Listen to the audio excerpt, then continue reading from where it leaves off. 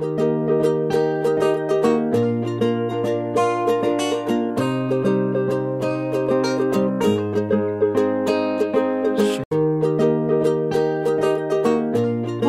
et bienvenue dans cette nouvelle émission d'Astro Vidéo qui est en direct de mon cabinet parce qu'il pleut et on va quand même parler des aspects astrologiques de la journée parce que dans notre cœur c'est le bonheur même s'il pleut dehors. Nous sommes le 13 juin 2016. Quels sont les aspects marquants de cette journée? Alors, on a un très bel aspect qui n'est pas fréquent, donc on peut le souligner. Ça va être deux signes d'écart, on appelle ça un sextile, ça fait 2 fois 30 degrés, c'est-à-dire 60 degrés. Et donc c'est un aspect de facilité entre Uranus. Uranus, vous vous rappelez, c'est une planète qui est mentale, qui est intuitive, qui symbolise l'intelligence rapide. Uranus est dans le signe du Bélier et elle est à côté de la planète du discernement. C'est pas une planète, de l'astéroïde, c'est Cérès plus exactement. Cérès est un astéroïde dans l'esprit du signe de la Vierge, donc elle est très mentale. Donc on a une réflexion intuitive rapide, entrée d'esprit, avec quelque chose de mental dans le signe du Bélier qui est un signe de tête. Donc on va dire qu'on va foncer et on va foncer de manière totalement anticonventionnelle en dehors des règles établies. Mais on ne va pas trop se tromper puisqu'il y a un très bel aspect, donc un sextile avec la conjonction entre le Soleil et Vénus. Ça c'est intéressant parce que c'est dans le signe du Gémeaux. C'est un petit peu la clé, la porte qui s'ouvre pour les Gémeaux. Donc les deux ensemble, on va dire qu'on va avoir un aspect artistique très important. D'abord par l'inspiration intuitive artistique. Ça peut être aussi les nouvelles technologies, pour Uranus, les médias, la radio, la télévision.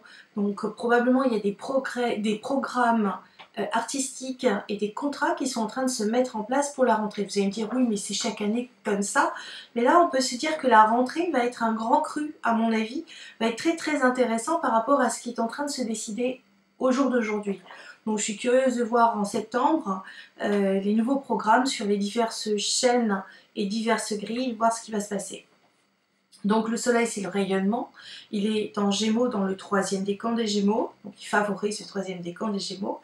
Et puis on a Vénus juste à côté. Vénus c'est l'harmonie, c'est l'amour romantique, l'amour courtois, c'est aussi la comptabilité, j'en parle, c'est moins romantique.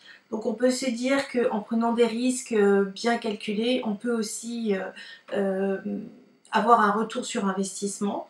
Et si je vais regarder le maître du Gémeaux, qui est exactement le même que celui de la Vierge, ça va être Mercure.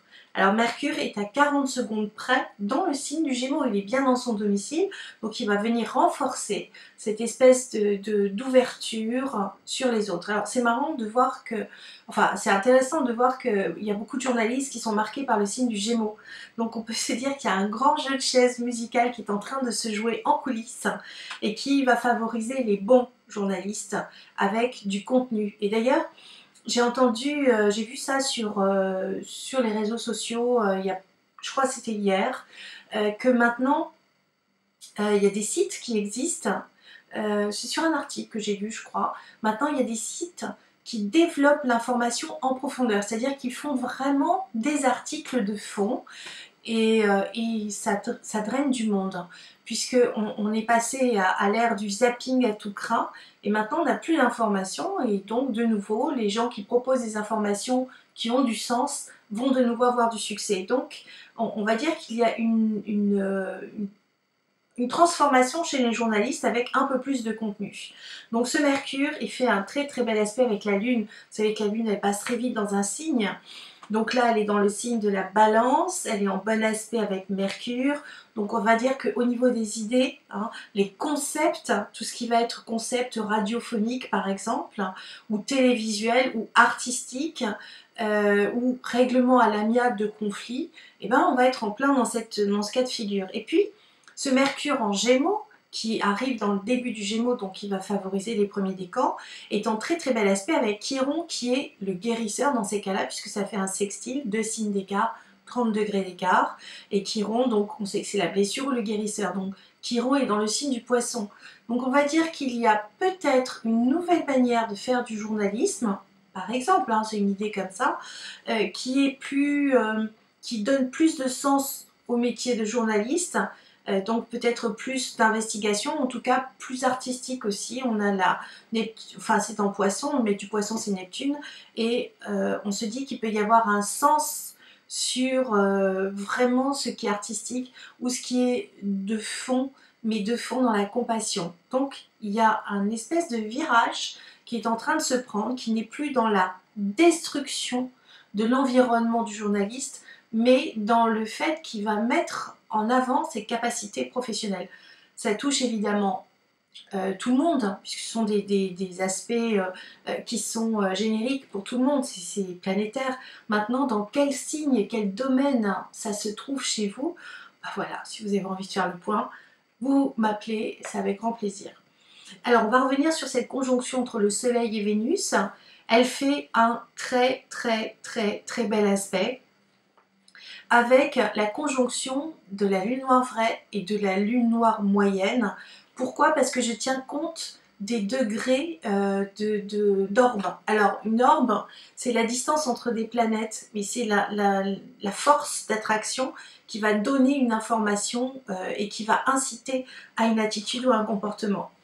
Et donc là, normalement, ça devrait être à la fin de la balance, mais on est au tout début du Scorpion, et donc ça a quand même une influence sur cette conjonction Vénus-Soleil, et on sera plus dans la passion, par exemple. On va être dans la création profonde. On est bien sur une transformation, puisque c'est en Scorpion, mais du Scorpion c'est Pluton, on a vraiment une transformation en profondeur. On n'est plus dans la manipulation. Je repars sur cette petite conjonction Soleil-Vénus qui est très nourrissante, il faut bien se dire qu'il y a une ambiguïté. Alors, on va se dire 1, 2, 3, 4, 5. C'est-à-dire 5 signes d'écart, ça nous fait 150 degrés. Un 150 degrés, c'est comme un goal qui attend le ballon dans ses buts. On est à l'euro, donc je vais parler par paraphrase. Et donc, le goal, il ne sait pas sur quel pied danser. Est-ce que le ballon, il arrive là, il arrive au-dessus, on ne sait pas. Donc, il y a une ambiguïté. Qu'est-ce qu'on va faire? L'événement, de toute façon, nous arrive. Comment allons-nous le réceptionner et en faire éviter de se prendre un but, ou en tout cas renvoyer la balle et de nouveau être dans le jeu? Ça, c'est une idée, comme ça, en l'air. En tout cas, Mars est rétrograde. Et il est rétrograde jusqu'au 22 juin. Donc vous vous rappelez la rétrogradation, vous avez la Terre ici, vous avez la planète là, on a l'impression, astronomiquement parlant, qu'elle recule la planète. Et donc l'information arrive à l'intérieur de nous et donc on peut bouillir d'impatience parce que Mars c'est le maître du Bélier. Or vous vous rappelez que dans le signe du Bélier, on a Uranus qui amène les changements soudains. C'est ça qui est intéressant. Et donc ça fait une opposition justement à ces fameuses lunes noires qui sont dans le signe du Scorpion. Donc il y a bien une remise en question de fond très importante pour les béliers, puisque c'est conforté par Uranus opposé aux deux lunes noires, mais aussi à Mars rétrograde dans le signe du Scorpion, et donc en ambiguïté avec la conjonction Soleil-Vénus. Il y a un fort désir d'émancipation chez les béliers, mais aussi chez les Gémeaux qui n'ont pas encore les coups des franges parce qu'il y a Saturne qui les bloque et qui les oblige à avoir de la rigueur et de l'organisation, petits Gémeaux. Et puis, on va reparler de cette conjonction Soleil-Vénus pour deux autres aspects. D'abord, il y a un carré à Jupiter, à côté du chemin de vie qu'on appelle aussi le nœud nord. Ça veut dire que Jupiter est dans le signe de la Vierge, c'est un signe de service, c'est la loi, mais c'est aussi le symbole de Paris. La conjonction Soleil-Vénus en Gémeaux, c'est peut-être qu'il y a un problème de communication. Et effectivement, il y a un problème de communication lié à la loi. On est en plein dedans en ce moment, avec toutes les manifestations. On est contre. Et puis, cette double conjonction Soleil-Vénus fait un carré à Chiron, au nœud sud. Et elle a quitté, Dieu merci, Neptune, mais comme Neptune est une planète lente, il peut y avoir une influence, puis c'est dans le signe du Poisson. Donc on va se dire qu'on est en train de se libérer de problèmes affectifs du passé qui peuvent nous amener à régler un litige. On sait que Vénus est le maître de la balance, mais c'est le maître du taureau. En balance, c'est la balance de la justice. Au carré de Jupiter, la loi. On peut se dire qu'il y a une obligation de régler des problèmes en lien avec la loi. C'est toujours très intéressant. Évidemment, j'ai encore énormément de choses à vous dire. Je voulais juste terminer pour dire que la part de fortune, elle est dans le Sagittaire. À la fin du Sagittaire, va bientôt aller rejoindre les Capricornes. Et donc, du coup, elle va se lier aux deux lunes noires dans le signe du Scorpion. On a un dessin aussi avec Uranus qui lui est en bon aspect avec la conjonction Vénus-Soleil. Et donc tout ça, ça nous donne un rectangle astrologique sur lequel vous pouvez vous appuyer. Alors quand on sait que la part de fortune, c'est le sentiment de joie et que les lunes noires nous amènent des imprévus au niveau karmique, en tout cas, c'est la boîte à surprise, hein. On récupère ce qu'on fait en bon comme en mauvais, mais que Uranus est là pour venir nous aider à rebondir sur les événements. On peut se dire qu'on peut avoir un super coup de bol, que d'accord, il y a des claques, c'est sûr, on s'en prend tous les jours et que en ce moment elles sont phénoménales, mais vous pouvez vous asseoir, vraiment une assise bien solide sur ce rectangle astrologique. Et là, vous allez faire merveille aujourd'hui, j'en suis sûre. On en parlerai demain. En tout cas, je vous dis à demain pour une prochaine astro vidéo. Au revoir les amours.